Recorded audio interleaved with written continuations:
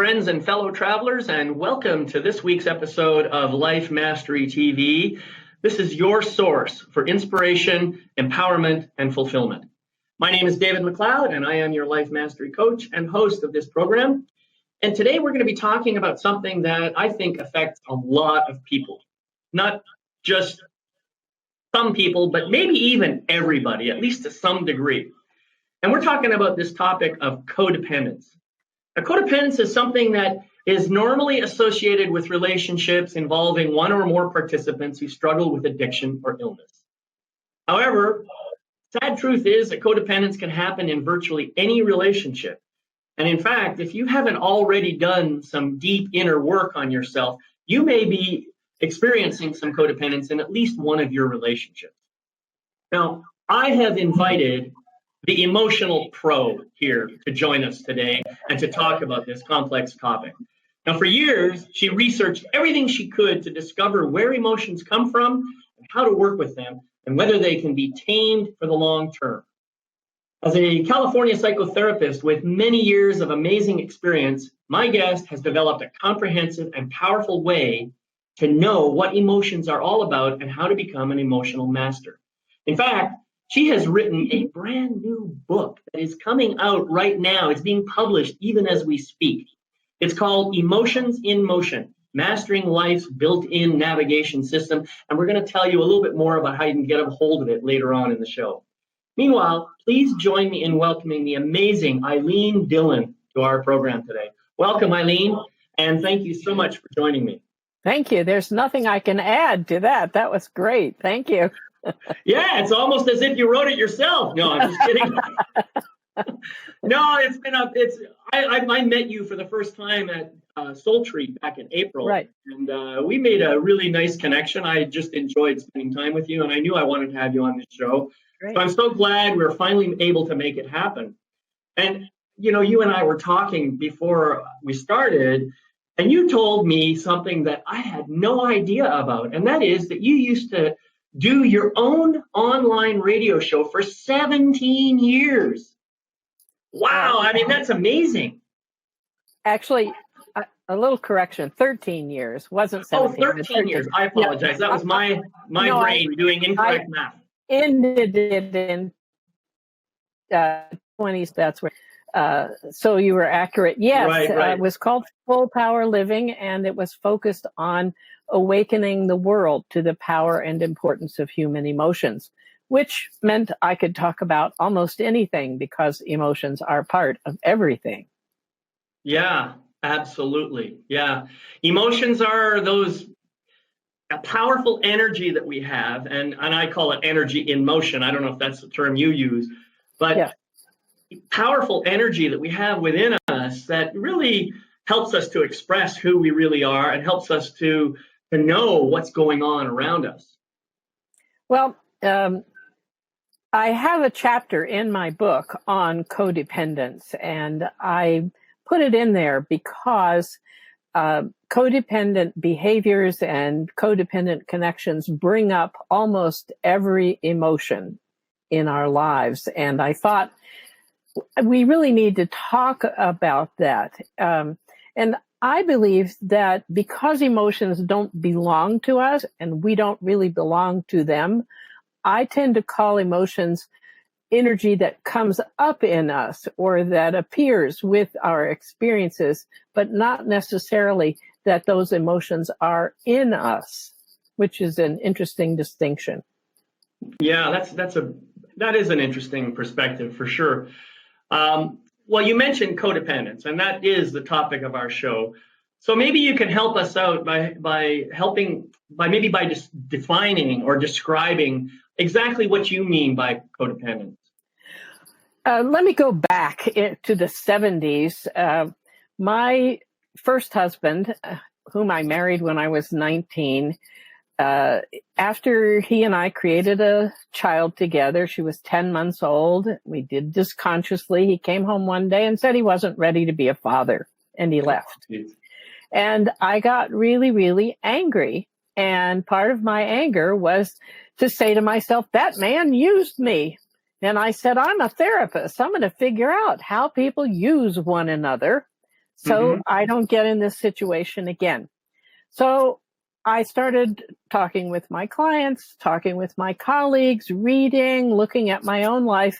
And it took me about 6 months, David, before I learned what I call the first rule of energy sapping, because to me, codependence, manipulation, energy sapping are interchangeable terms.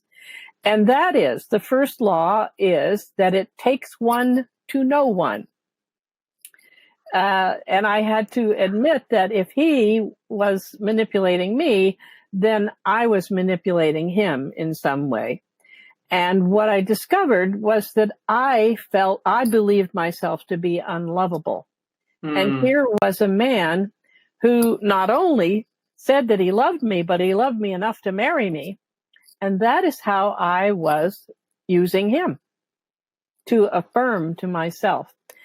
But well, so it takes one to know one. Yes. In other words, if I understand you correctly, you were seeing something in your husband and you thought that the same thing might be in you. Is that what I'm hearing? Is that the idea? I knew that the same thing was in me. Okay. And it also points the way of how to get out of it. All we really have to do is end our own codependence, our own energy sapping, and it will end in our lives. We can outgrow it then. So we're talking a bit about that today.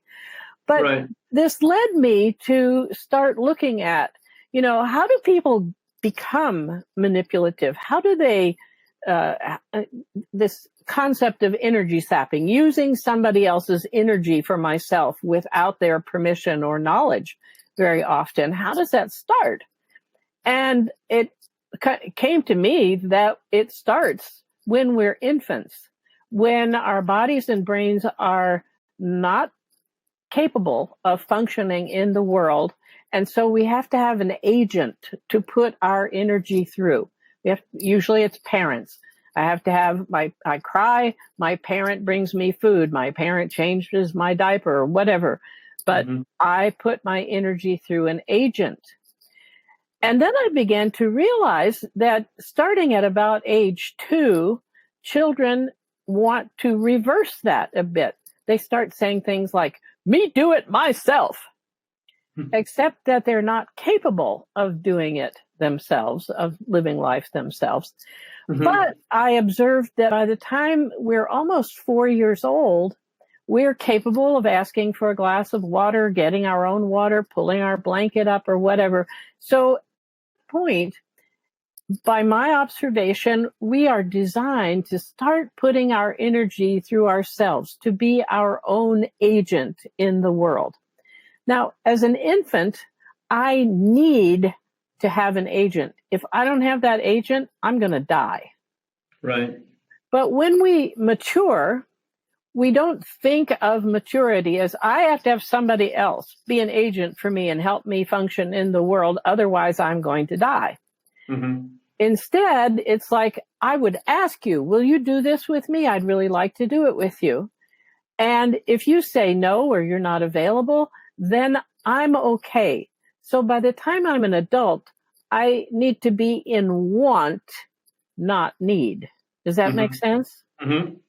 And we start at age 2, and then effectively at age 4, we can actually begin the progression so that we grow out of this need to have agents help us function in the world so that we can become mature.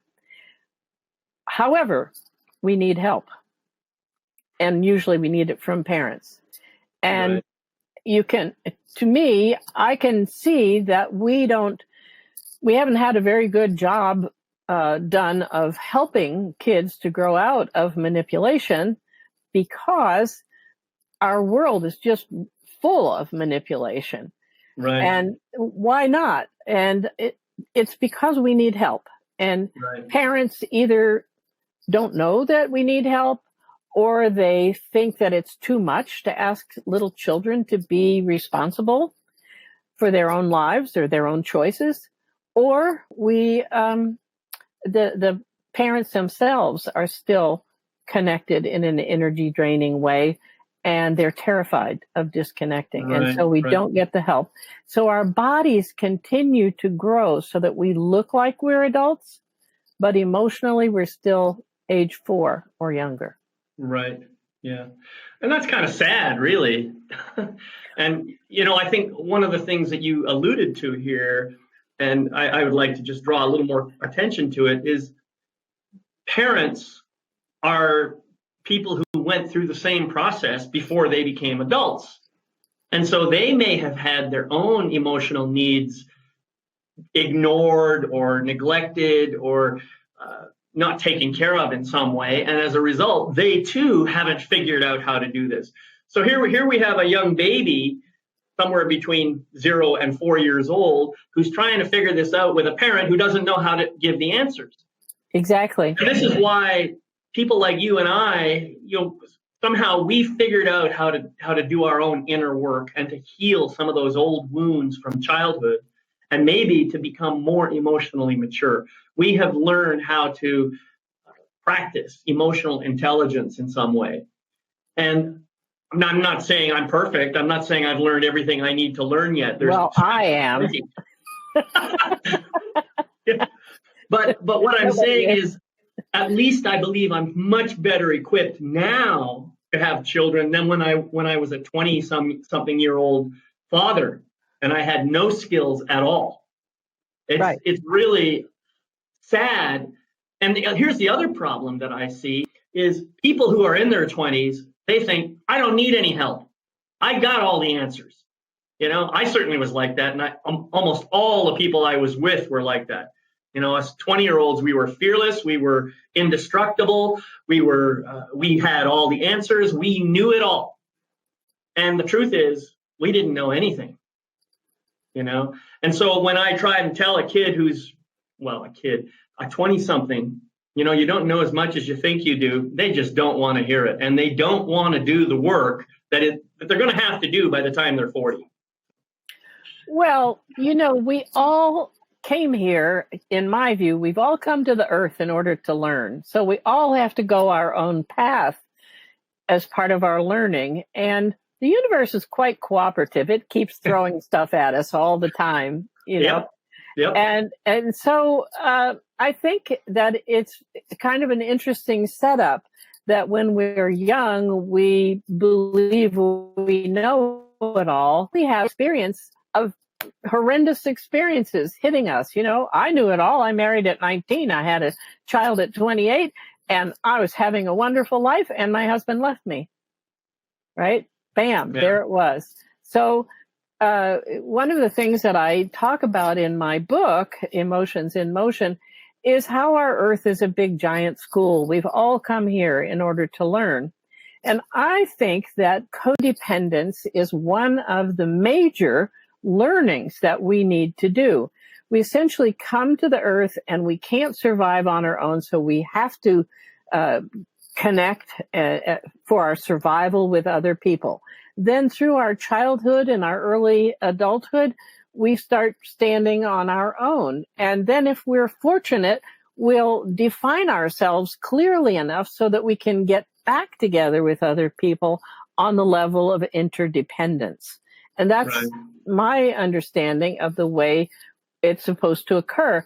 But we can't be independent if we're still being codependent, because as you were alluding to, at least, if you're not complete and you don't have your energy, you're not responsible for yourself, and I'm not responsible for myself, we can't get from each other what it is that we need from the other person. Right. Instead, what I found is if I pay attention to making myself as whole and complete as I can, and you do the same, then when we come together, we can create more. Right. Now, you said something very, very interesting here. And in fact, you've brought 3 words into the conversation. First, you talked about codependence and then growing out of it and becoming interdependent. Right. And you also mentioned, and that is an interesting distinction. I think those are 2 very powerful words. And I sense in just as you're saying them, codependent sounds kind of dysfunctional to me. Just in maybe that's because I've been learning stuff through psychotherapy and stuff. And interdependence sounds quite a bit more healthy. It sounds like something that we really want to cultivate. And then, of course, the third word that you mentioned was independence, which I'm not sure where that fits. Is it possible to be codependent and independent? Or it seems unlikely to me, but it does seem possible to be interdependent and independent. Is that accurate? I would tend to agree with that. I think that codependence is a part of the process that we're designed to go through and get to the other side of, except that we've lost track of that and we don't ask ourselves to get to the other side. I also would like to say that my experience, I was a psychotherapist for 50 years. I've worked with an awful lot of people, and my experience tells me that most of us are not totally codependent. We're codependent in what I call pockets. I may be very independent or responsible in one area of my life or with certain relationships and not in other areas. And the ideal in order to be interdependent or independent is to be able to stand on our own 2 feet. It's like we come here, we're connected with our parents, we go out on our own, and then we can connect not in the same tight way we did with parents, but as a community. Right. And that's the ideal progress. And I would add, I don't think there's anything wrong with being codependent. It just isn't very functional. It just doesn't work very well. Yeah, I agree with you. I don't like using the words right and wrong, good or bad. Those are just value judgments that we place on things. But I agree that sometimes we can look at something and say, this isn't really working too well. I think I need to find a different way. And, right.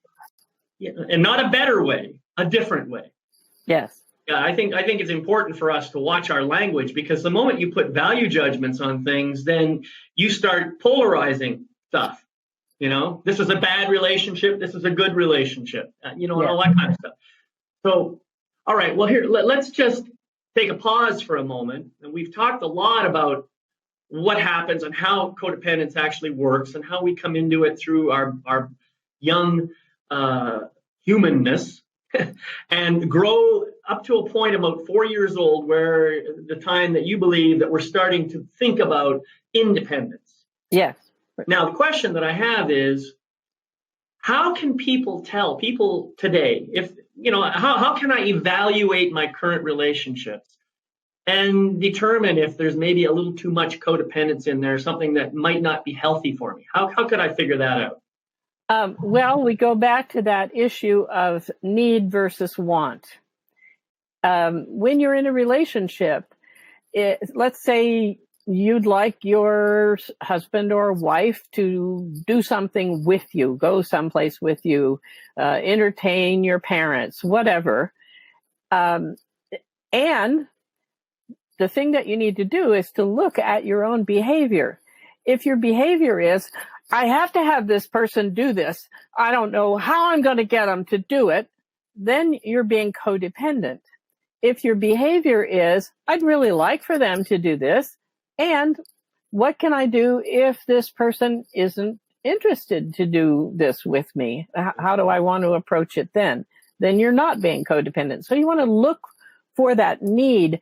The need brings us to want to control other people, to insist that they have to do things a certain way, to manipulate, to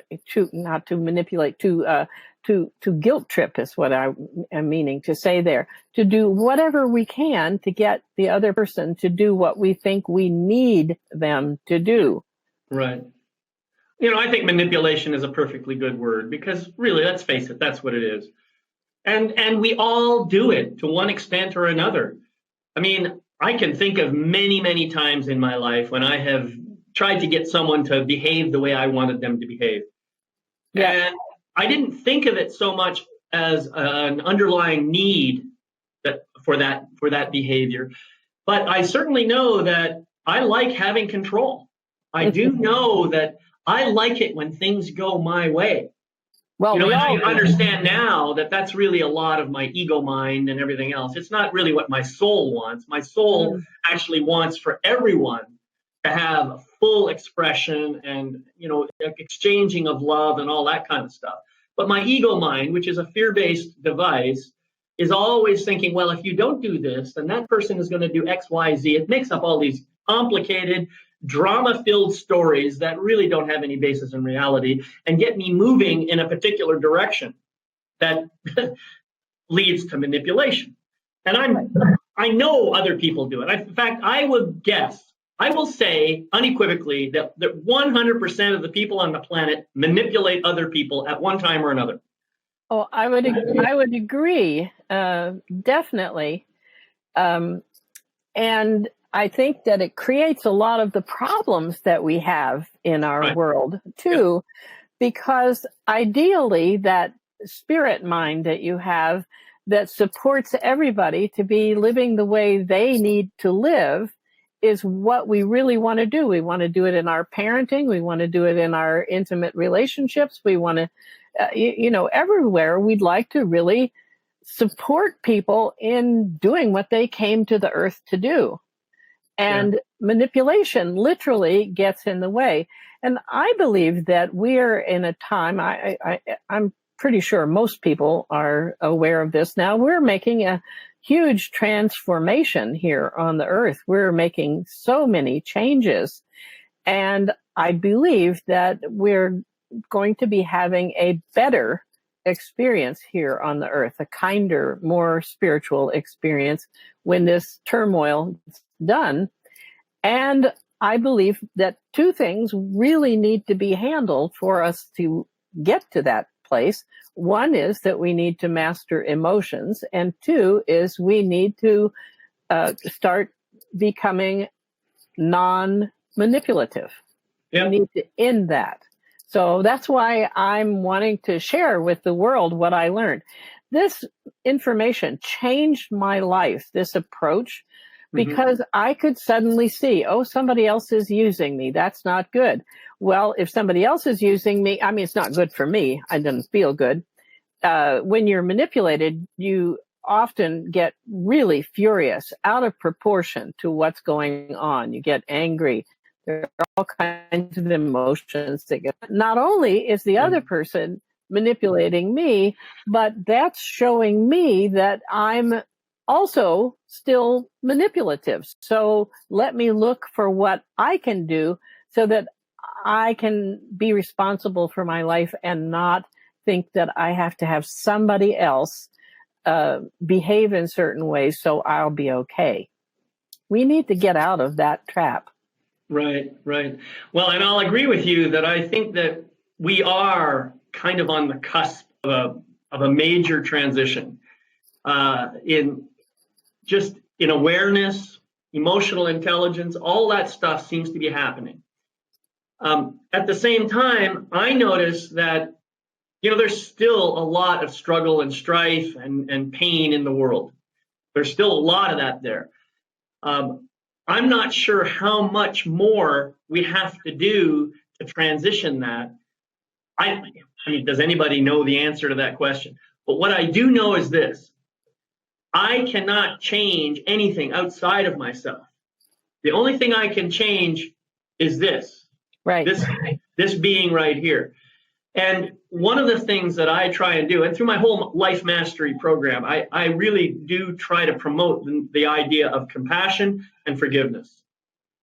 These are the two, well, there are 10 keys altogether in my program, but those two, I think, are vitally important. If we can learn to practice compassion in every area of our lives, including any codependent relationships we might happen to be in, having compassion for the other person rather than finding fault with the relationship. This is really, I think, a very, very important thing, because when we are stuck in this codependent loop that you're describing, then we're suffering. Yes. And compassion is the key to relieving suffering. That's what we need to do. We need to bring that to it. And then, of course, the forgiveness piece is saying to ourselves, okay, I allowed myself to get into this relationship. I created some of this relationship. I need to forgive both myself and my partner, no matter how painful that might seem to be. Those Right. are the keys, I think, to bringing more healing into the world. I really agree with you. And I would only add that the compassion and forgiveness starts at home, that we need to have compassion for ourselves and, recognizing that I got myself into this situation or there's something here that I need to learn. That's a way of being compassionate. Let me just finish with a story of something that I brought up earlier. I said that my first husband had left me when our daughter was 10 months old, saying he wasn't ready to be a father. And I was angry with him for quite a long time. And I made changes in myself so that I could let it go and move on, which is what we really need to do. I don't want to stay angry with somebody for years because then they get me twice. That's my way of looking at it.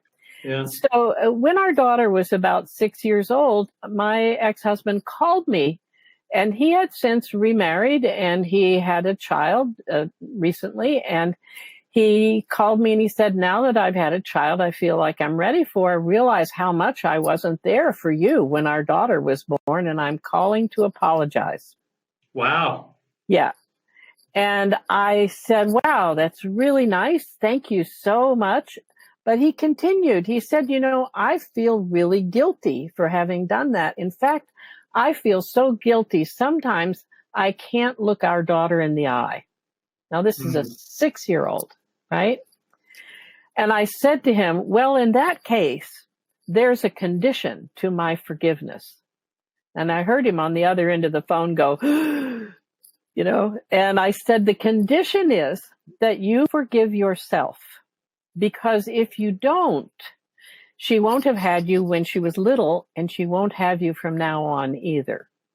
Yeah. He said, okay, I can do that.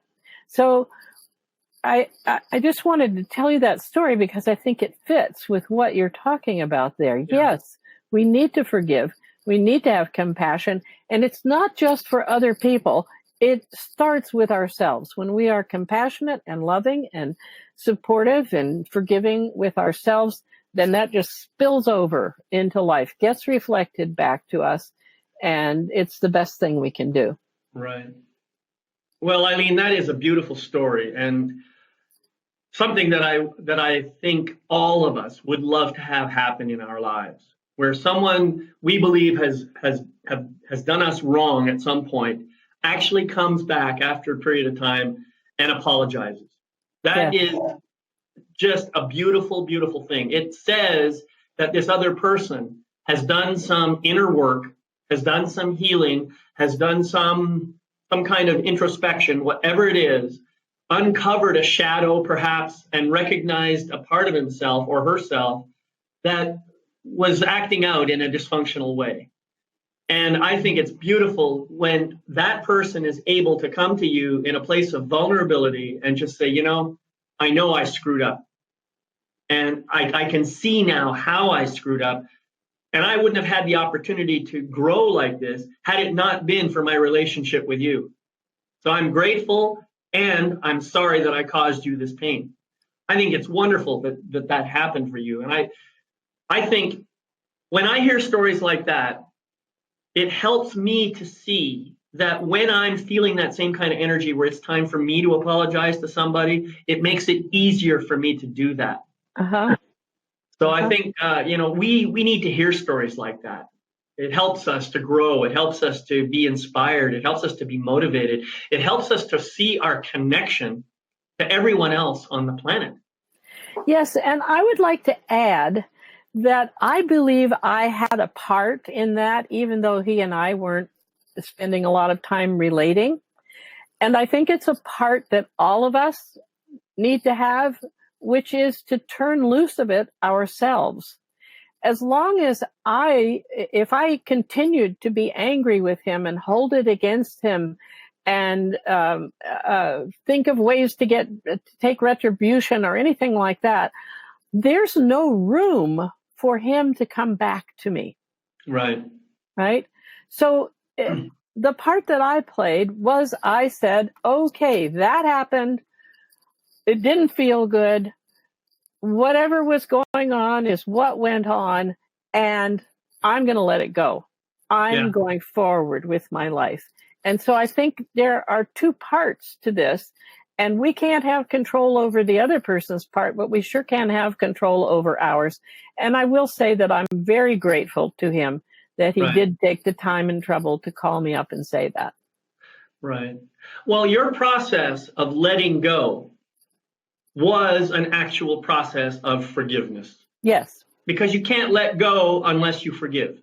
It's really that simple. My definition of forgiving is to let go. Yes. Of course. So and what you're really letting go of is you're letting go of a couple of things. You're letting go of your own pain. That's the first thing. Yes. And you're also letting go of any ideas you have of revenge, or I think you use the word retribution. Yes. And that's really the secret. If we can do that, then all of a sudden we just open up the space for miracles to happen. And that's the beauty of it. Yes. Well, just to follow up on that, I had a very rough early childhood, and someone very close to me was a perpetrator of sexual molestation for me. Mm-hmm. And I was angry with him for many, many, many years. And then the idea of past lives I began to open to, and I thought to myself when I was in my 40s, my gosh, if there is anything to this past life stuff, I do not want to have to go through this kind of thing again. So I determined that I was going to forgive this person. And I found an opportunity, and I said to him, I forgive you for what you've done, for you being angry with me. I forgive you for everything. Will you accept my forgiveness?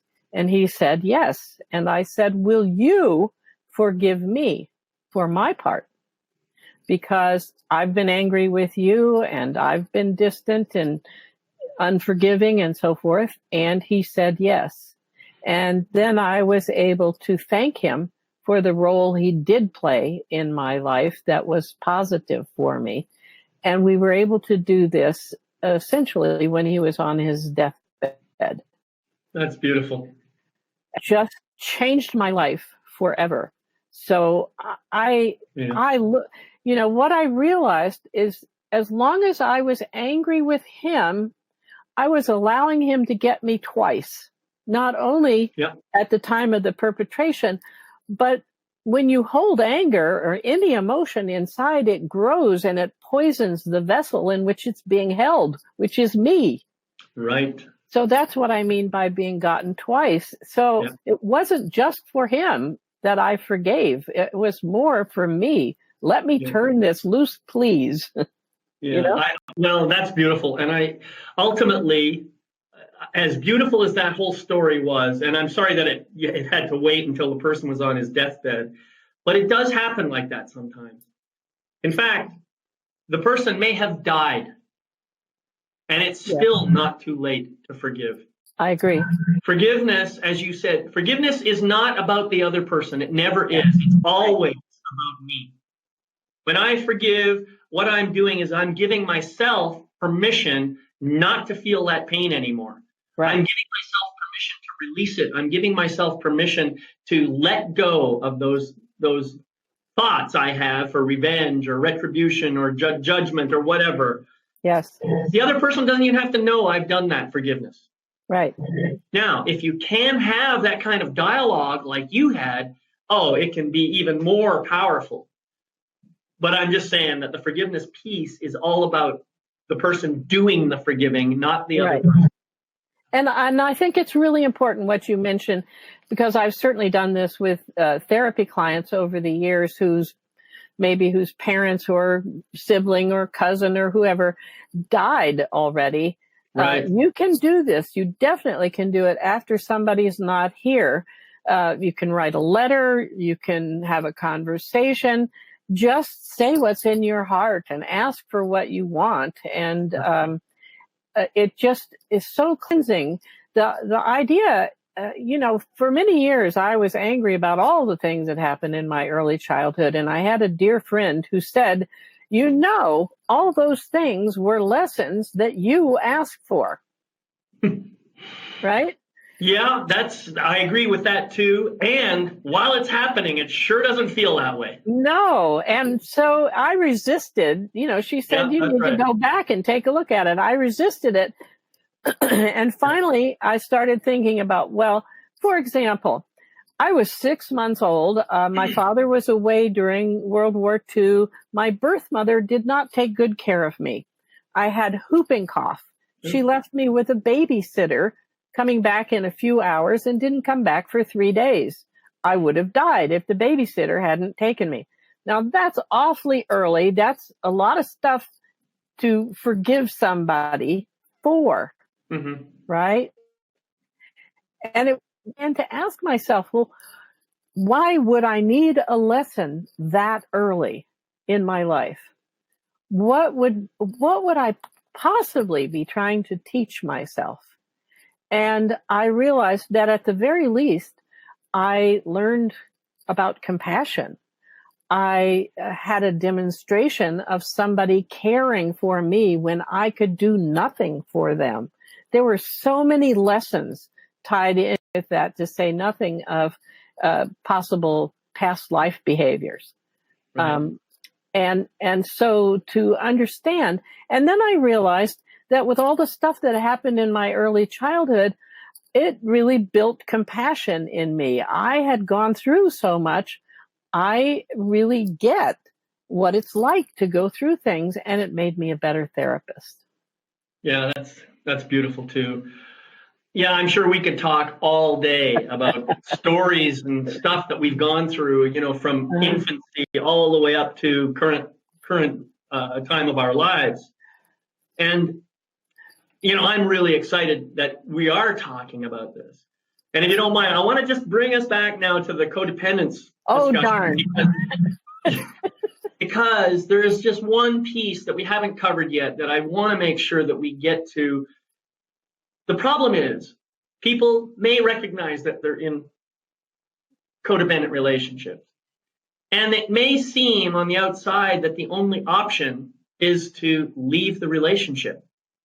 Can you help us understand some other choices that we might make to either improve the relationship, heal the relationship, do whatever we can to get the relationship back on track so that we don't necessarily have to leave it? That is a wonderful question. I really like that. And my answer is that at least in part, the solution is to leave the relationship, but not to leave it like getting a divorce or moving out, but to stand back and spend time with myself, with your own self. All of life emanates from the inside out. And what happens when we are still codependent or manipulative as adults is that we haven't yet been able to stand alone, like the cheese in the Farmer in the Dell song. We haven't just stood in the middle of the circle and been alone for a little time. And people who are manipulative, they can't stand spending time alone. If you ask them to spend 24 hours without contacting other people, it'll drive them nuts, right? Right. Because we believe that we're not going to be okay if we're not connected to other people. And so the key thing is to develop ourselves to the point where we know we are whole in and of ourselves, connected to our spiritual self, etc., but not needing to have the other person stay married to us, go to the various things that we like to go to, compliment us whenever we think we look nice or whatever. You know, we can't, it won't work to keep trying to draw on the other person. Now, in the meantime, we can be loving and forgiving. However, to really end codependence, The trick is to end it in ourselves.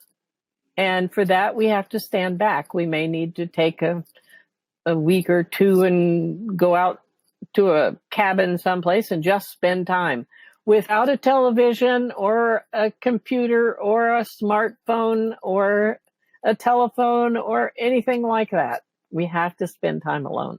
Right. Yeah. Well, I think that's a powerful tool. I mean, I think people should spend time alone, whether they're in codependent relationships or not. But what I'm hearing you say is, and I agree with this, by the way, I have to take responsibility for my part in the codependent relationship, and I have to do whatever I can to heal my own side of it. Right. But the question is, if I want to stay in this relationship, if I want the relationship to be healthy on both sides, how can I encourage my partner to maybe take some of these steps for him or herself in order to improve the relationship for both of us? Well, and by the way, I mean encourage them without manipulation. Right. Well, the biggest encouragement, of course, is my own changes. You know, if I married you and we're in a relationship and I go to make major changes in myself, that's going to put pressure on our relationship. You may have some resistance. You may not like who I am being at that particular moment. I may find you annoying as all get out.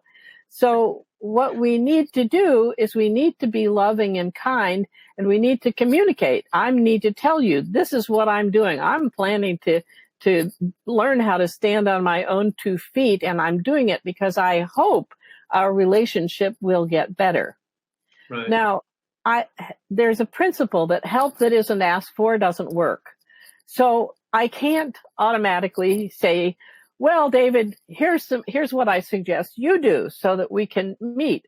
What I need to do is just be who I am, share with you what I'm doing, what I'm discovering, and not ask anything of you. Because that then will give you the room. I can tell you I care about you. I can tell you I'd like you to come along with me, but I need to be okay if you're not willing or able to do that, right? So the key really is to develop myself, be as loving as possible, and leave room as well as invitation for you to come along with me. Yeah. Yeah, that's beautiful. It sounds like a great model for all relationships, whether they're codependent or not. I think so, yeah. Yeah, I mean, obviously, the secret to a good relationship has to be in communication anyway. You know, we have to get into that powerful, mutually self-empowered communication, and we have to both learn it on both sides of the fence. And so, if something is not working for me, I have to speak up. If something is working for me, then I should say something about that too.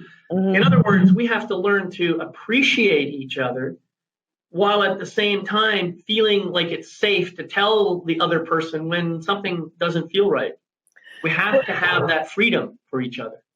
Well, we have to create it for ourselves and invite the other person, but we also have to remember that the other person may not want it. As I was moving into marrying my husband, Bob, who died about 3 years ago, it took him 4 years. He talked about marriage, but for 4 years, he did nothing about it. And finally, one day I said to him, I'm not listening to you anymore because it's all talk and I get interested and then nothing happens. And I said, and by the way, what is it that's keeping you from moving forward? And he said, well, you're asking me to make so many changes. And I said, really? Well, he was a smoker. And I had said to him, I don't do well with smoking. So I said, I know about this one. Oh, no, many, many more. I said, well, could you just tell me one of those things? Because I can't think what they are. And his response really surprised me. He said, you're asking me to become fully conscious. That's what. And I said, this is a bad thing? Yeah. Wow. But you see, that's part of what we're facing. If I go and look at my energy draining, then I'm really becoming a lot more conscious. And then I've created kind of a vacuum to pull you into if we're in relationship, and you may not want to go there. Yep. It's comfortable sleeping. for a lot of the day, but not forever. That's right. So it's an interesting thing. And again, we, on another program, maybe we can talk about fearless living. One of the things I've discovered is a way of reducing fear to practically nothing in my life. Oh, I can't imagine people would want to learn that. Oh, I can. Well, so like here I am in my mid 70s. I'm in my RV. I have lived traveling the U.S. on my own with my little dog for 2.5 years now. And people go, "Oh, you're so brave." It's not brave at all. I'm not frightened. I'm just doing well. And I think that's the way we all need to live our lives. Yeah, that's awesome. Well, look, Ilene, we've kind of reached the end of our time for today's discussion, and it's been absolutely awesome. I absolutely want to have you on the show again. I think you're just a delight to be here, and obviously very wise, and you've got a lot of great gifts and teaching that people can benefit from. If you keep talking to me like that, I'll come several more times. Well, it's come in my heart. It's true. Thank you. It's what I feel. So I just, I want you to hear that. So I just want to remind people about your new book. Now, let me get the title again. I know it's called, I lost the title. What's the title again? Emotions in Motion, Mastering Life's Built-in Navigation System. What a great title. Emotions in Motion, Mastering Life's Built-in navigation system. Awesome. And so you're going to be having a special launch party coming up on September 19th, and you're trying to get to bestseller status. So you want people to go to Amazon on the and 19th. Get a copy of your book. Yes, and tell their friends. And tell their friends. In print, right. Yeah. Now, in the meantime, you said that you've got people, you have a couple of chapters that people can download for free on your website. And just tell us your website address again. It's emotionalmasteryforlife.com. And at the top, it says Emotional Mastery Book. Just click there and you can download 2 chapters, the first 2 chapters. And I'm so excited. The book publication process takes a long time, and we're finally getting there. Yeah, and I've been wanting to write since I was 16, so I'm ready. Well, good for you, and congratulations. So emotionalmasteryforlife.com. Yes. And then they can find the link on that page. Yes. Okay. Well, awesome. Thank you so much, Ilene, for joining me today. It's just been an absolute pleasure. And I will definitely get a hold of you, and we'll do something again soon. Meantime, I want to thank all of you for joining me today and for sharing this beautiful journey with Ilene. Remember, you can catch all of the recordings of all previous episodes of this and all other shows on my website at lifemasterytv.com. That's life-mastery-tv.com. And before we go, I just want to remind you to practice the Life Mastery mantra every single day. And remember, it goes like this. I gratefully forgive the imperfect being I have been in the past. I gratefully accept the magnificent being I am right now. And I gratefully welcome the evolved being I am becoming in each new moment. Thank you again for joining me. My name is David McLeod, your Life Mastery Coach, and I'm wishing you love, light, and blessings on your continuing journey. Bye-bye for now.